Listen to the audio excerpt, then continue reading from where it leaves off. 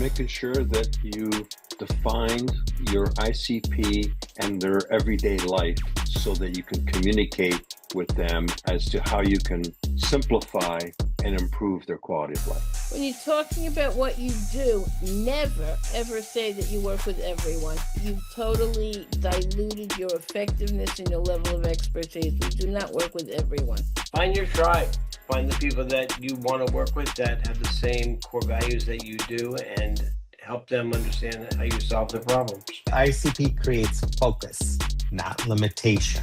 I think that's a core difference in terms of how businesses identify who they're going after.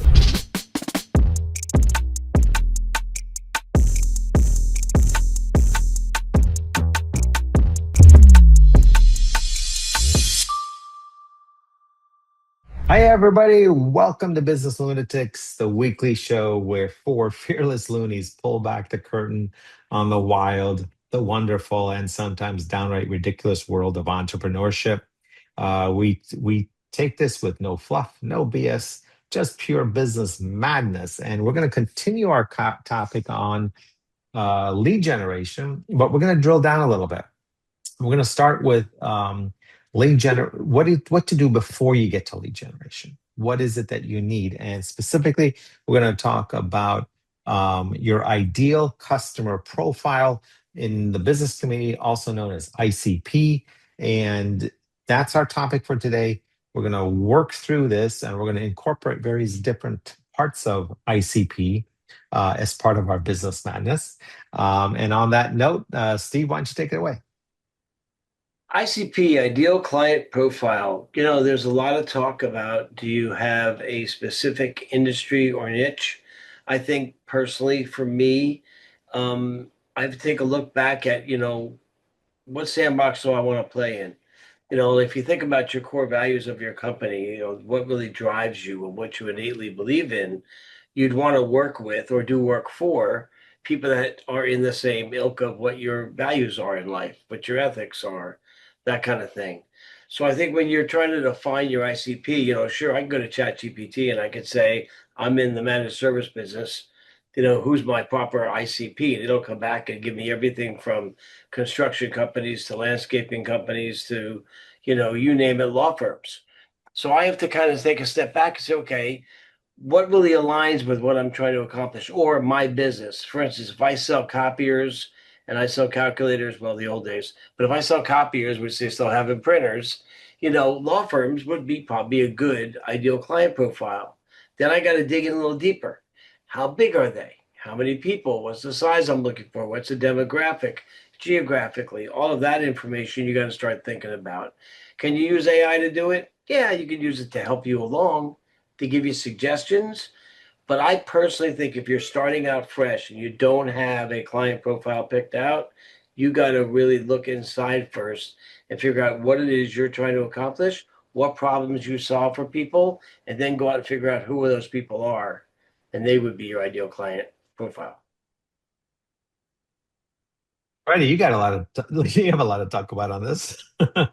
Yeah, I was actually looking to pull up. I've created a whole workbook Methodology. on it. No, I've created an AI for it, but also I've created a workbook about a year and a half ago. And really, when you're looking at your ideal customer profile, you got to really look at what's their life all about. And so you've got to really kind of paint a picture of who they are as a person, what's the challenges that they're experiencing in their business, if they own a business or if they're just an employee at a business.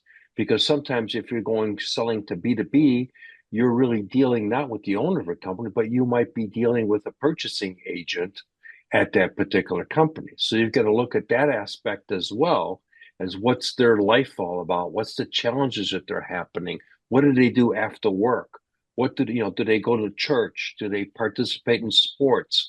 All that stuff comes into the picture of who they are as an individual. And then you can start looking at, okay, now how do I help if it's an employee that's in the purchasing department, for example, how do I help make that person's life much better in the messaging that I'm putting together, because I want to come across as I'm helping that person simplify their life, because I'm basically coming up with ways that makes their life a lot better. If you're dealing with a business owner, what are the challenges that they're doing and how many hours are they putting in? And then what's involved in that whole conversation?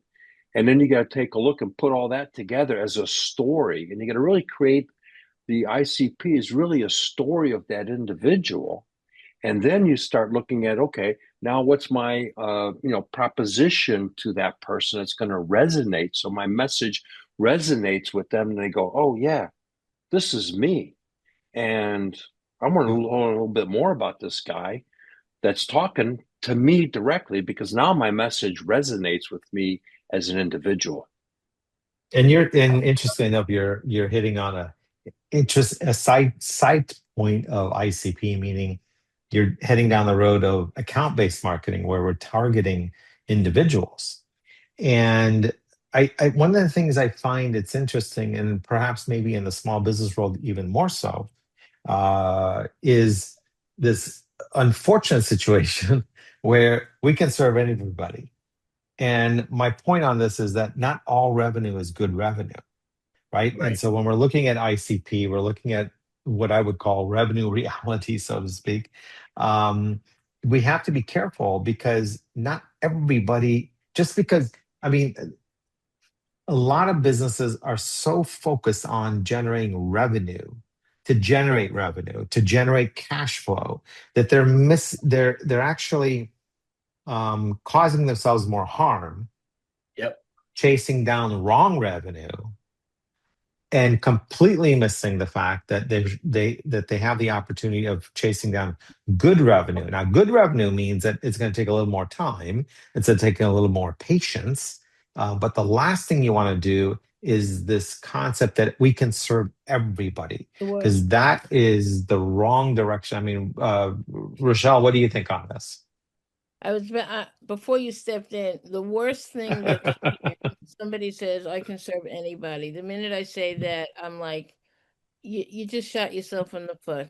You just Or told do you even want to service everybody? you Yeah. forgetting the service. The fact that you say I can, that means you're really not, you're not clear on that, because the problem that one industry has or another person industry, you're looking at it from your perspective, not the client's perspective. So number one, what's the problem that you solve? And what's the target audience that needs your help?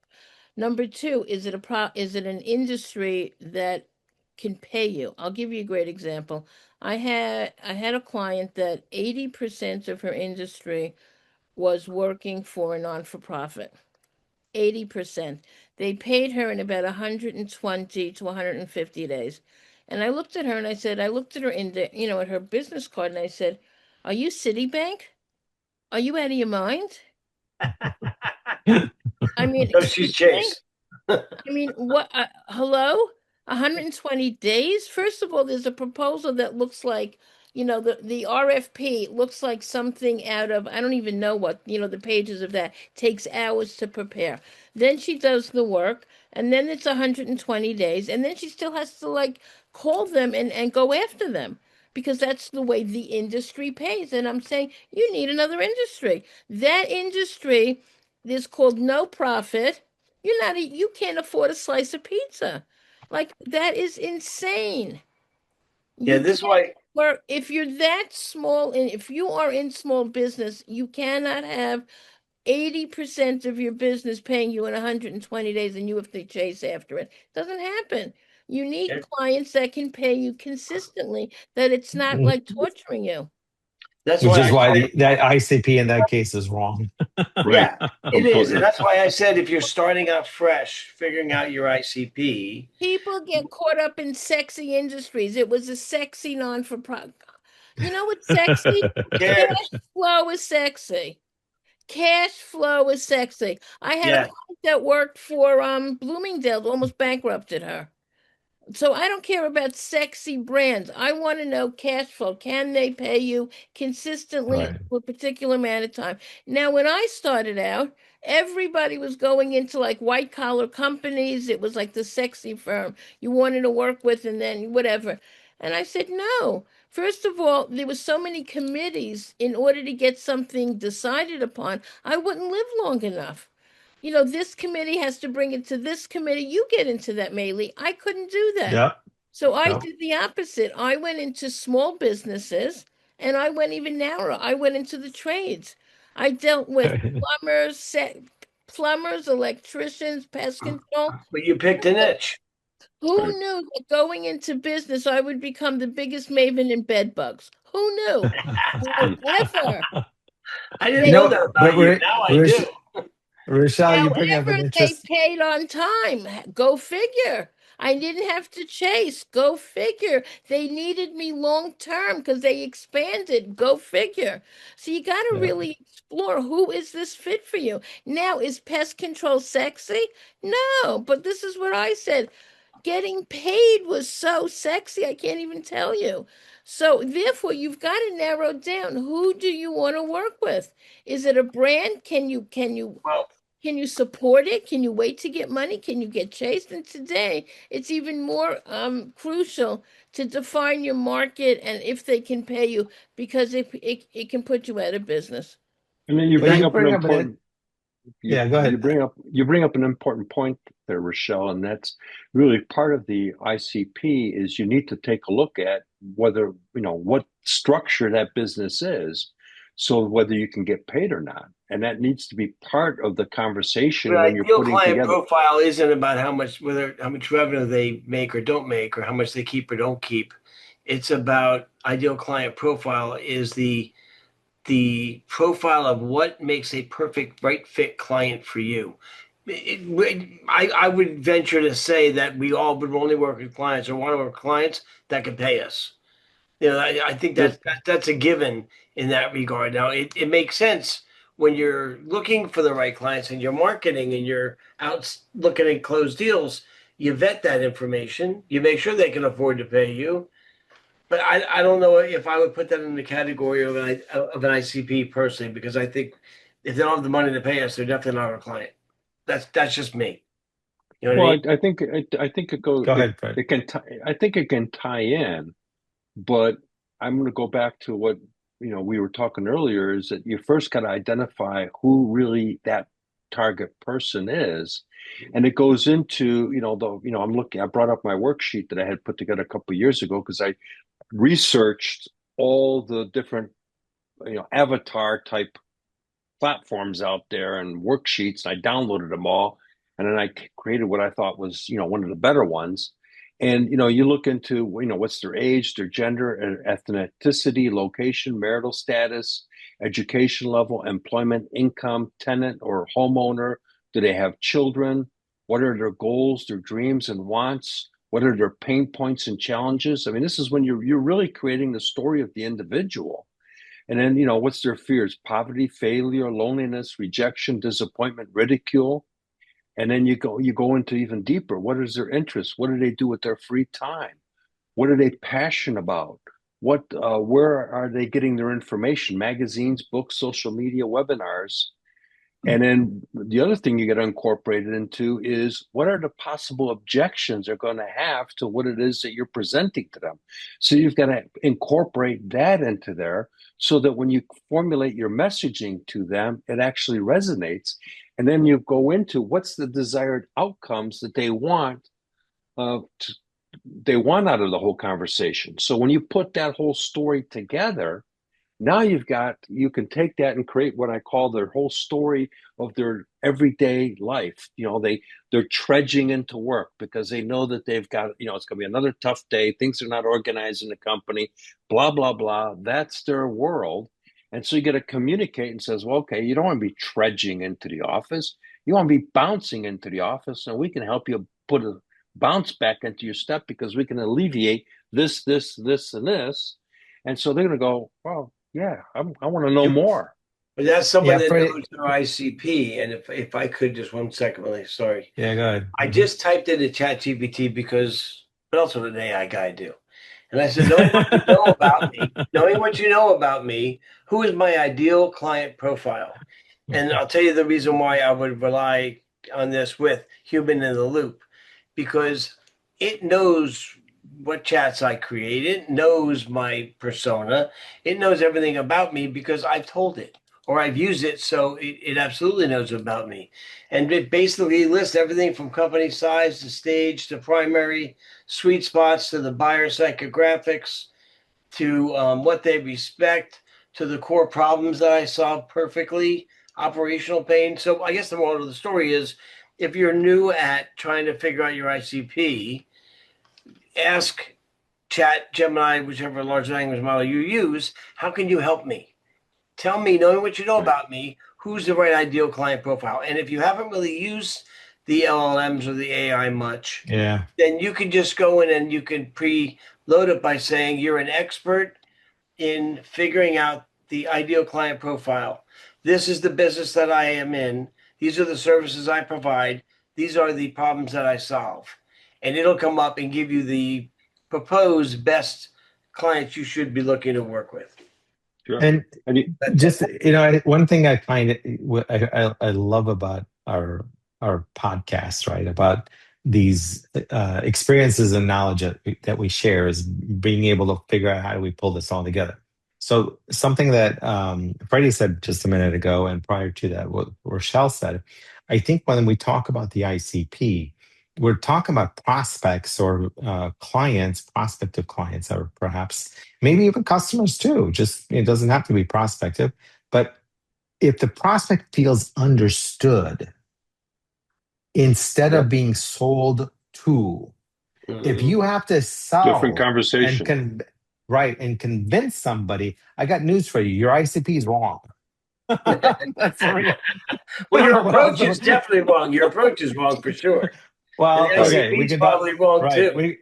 we can talk about that separately. But my point is, if you're selling to the client or what you think is the client, you've got the wrong person in front of you.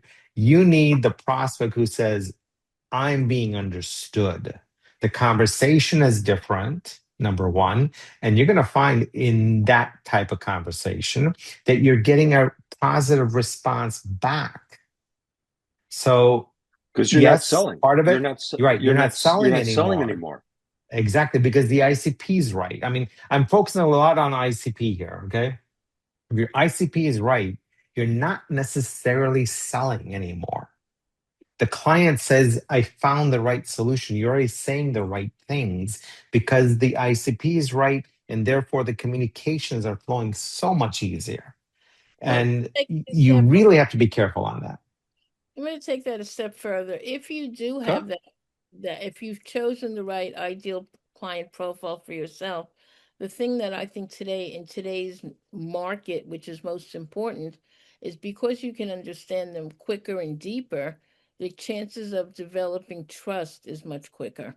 Mhm. And Sure. today, trust is your number one, currency. If people trust you, they're willing to listen to you. They're Mhm. willing to read your newsletter. If you cannot create that trust factor, no matter what you do after that, it's for naught. So again, we've got to get very clear. We can't pretend anymore. That's where we've got to be very specific and go into where our strengths are, so that we can actually deliver what we say. Because a lot of people, I don't know about anybody here, but do you ever get caught up in a hype? So they promise you everything and deliver zero. They'll give you like I'm the greatest thing since, and when you start to work with them, it's like, oh my God, what the heck Wow. happened here? And that's happened to me. It's like Somebody was like extraordinary, and then when I started to work with them, I was like, what the heck is going on here? So we've got to be very careful. Are we moving the needle on trust? it's like I said in the beginning, if you can define your core values and you find clients that have basically the same core values, so you now are finding your tribe. You're not going to sell them. You won't have to. You're going to Right. vibe with them. You're going to see what their problems are. You'll be able to solve those problems or not and say, you know what? I'm not the right guy for you, but I know somebody, Rochelle, can help you. You should talk to her and you refer them. And they'll thank you for that. And the next time somebody comes along by in front of them, they're going to turn on to you, that person. And then that's kind of how it works. But that's why I said that if you can figure out your core values, what are you willing to, hire, fire, and take a financial hit over? Those are core values. And Rochelle, you brought something up. I want to hit that note on trust because trust and sincerity is important on the ICP side. But I, I'm going to suggest that trust begins before the first call, 100. Right. right? Yep. I mean, you're that when by the time you get to that call, your prospect in front of you, assuming it's the right prospect and they feel like they're being understood or they feel like they're being understood before you even get on the call, that trust factor starts before you even talk to them. So Right. what is it that you're doing prior to engaging with your ICP? I mean, these are, these are some, going back to Steve's point, these are some of the core values around how you engage in the marketplace and how you target your ICP. Freddie, you were going to say something. Yeah, no, you bring up an important point because it's going to be uh, what's your reputation before the sales call? At the end of the day, that's what you're really talking about. And, how are you building that reputation? Part of that is getting social proof from past customers. They're going to talk about, the experience that they had with you. It's going to talk about your team. If you've got employees, what do they say about you socially? If you got contractors, suppliers, everything else, that whole conversation, what's your messaging? Who are you communicating? What are you saying out there? That's all positioning you as either a thought leader or not.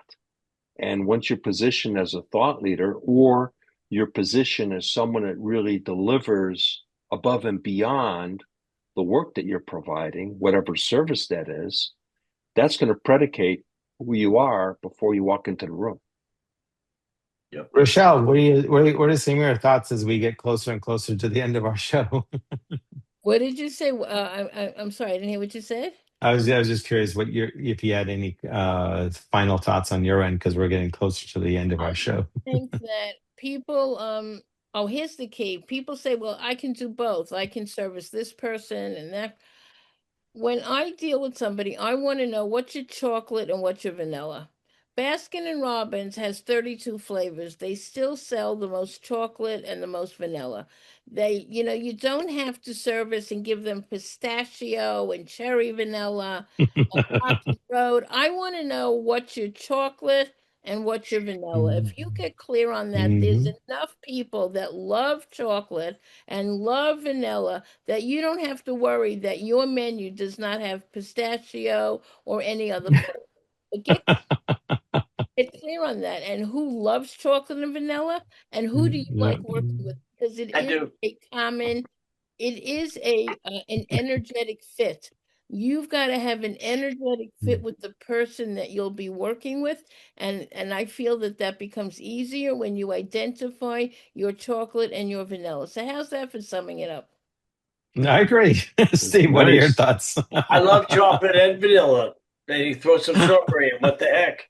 For me, I think if you're Mama just had to starting tell out, you, do not throw in strawberry. The exact opposite.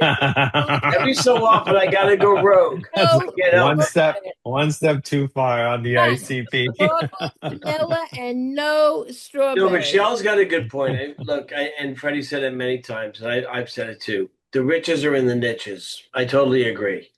But you got to understand who and what those niches are. So if you don't know who your ideal client profile is, use your large language model. Let it help you. Say, hey, knowing what you know about me, who would be the ideal client profile for me? And if it comes back with zippity doo dah day, nothing, then be more specific and more verbose and say, you're an expert in figuring out the ideal client profile. This is what I do for a living. These are the people that I normally service. These are the problems that I solve. Tell me who would be the best client, ideal client profiles in my general area, and let it help you because it knows a lot more than we do. And I like strawberry. And on that note, let's go with quick takeaways, not long takeaways. Freddie, why don't you start it off? Biggest takeaway is making sure that you've defined your ICP and their everyday life so that you can communicate with them as to how you can simplify and improve their quality of life. When you're talking about what you do, never, ever, ever say that you work with everyone, because I mean, I just think you shot yourself in the foot. You totally diluted your effectiveness and your level of expertise. We do not work with everyone. Find your tribe. Find the people that you want to work with that have the same core values that you do, and help them understand how you solve the problems. And I'm going to piggyback on what you just said in a different way. I'm going to say ICP creates focus, not limitation. I think that's a core difference in terms of Yep. how businesses Good. identify who they're going after. So it's very interesting. And on that note, thank you very much for joining us today. That's it for this week's Business Lunatics. Hit follow, hit subscribe, and join the Loonies next week for more no fluff, no BS business magnets. And please don't forget to look us up on LinkedIn nowadays. We are posting all of our shows over there, and you can subscribe over there as well. Thank you very much for joining us. Join us next week for more Business Madness.